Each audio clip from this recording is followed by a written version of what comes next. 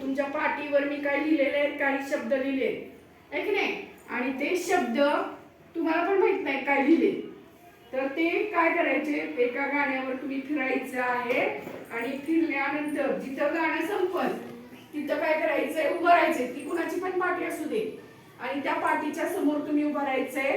ती पाटी नंतर हातात घ्यायची आणि प्रत्येकाने तो शब्द वाचायचा. समजला खेळ? करायची सुरुवात करूया आता.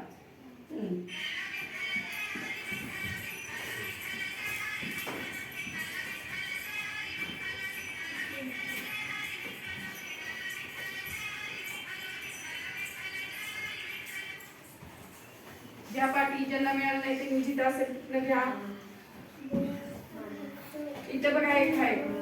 हा, उभा राहा. थांबा थांबा. चला इकडं 5 शब्द तुझा मोठ्याला सांग.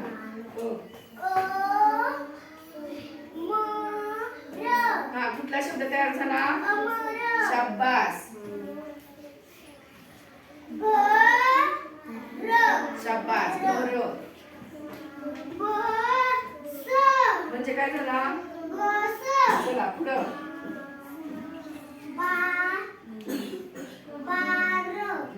चला. हा, चला पुढं. शाबास. शाबास. शाबास. चला. लला काय बघ बरं. हा, वाच मग मोठ्याला.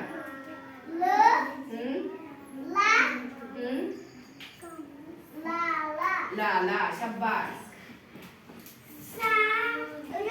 शाबास. घला काय दिलंय बघ बरं. मग काय होणार? हा, मग वाच. घार. शाबास. मला काय?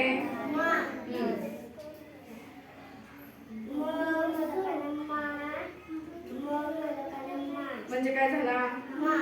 मामा. पुढं.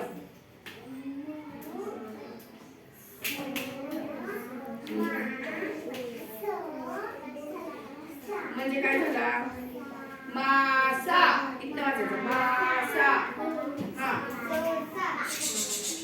मोठ्यांदा. चला. घा. बघ बरं काय मध्ये. हा, मग म्हण मोठ्यानं. घा. स. का नाही का बघ बरं. स.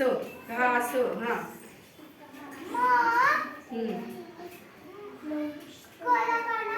म्हणजे काय झाला? मका. हा, शाबास. शाबास. शाबास. हा, चालेल. कळलं का? म्हणजे तुम्हाला माहिती आहे का मी पाटीवर काय लिहिलंय? म्हणजे पाट्या घेतल्या, पाटीवर लिहिल्या आणि तुम्ही छान वाचलं बघा. आता काही काहींच्या लक्षात आलं नाही, त्यांनी काय करायचंय, त्याचा अभ्यास करायचा आहे. कळलं? आवडला का खेळ? ओके, पाट्या खाली ठेवा.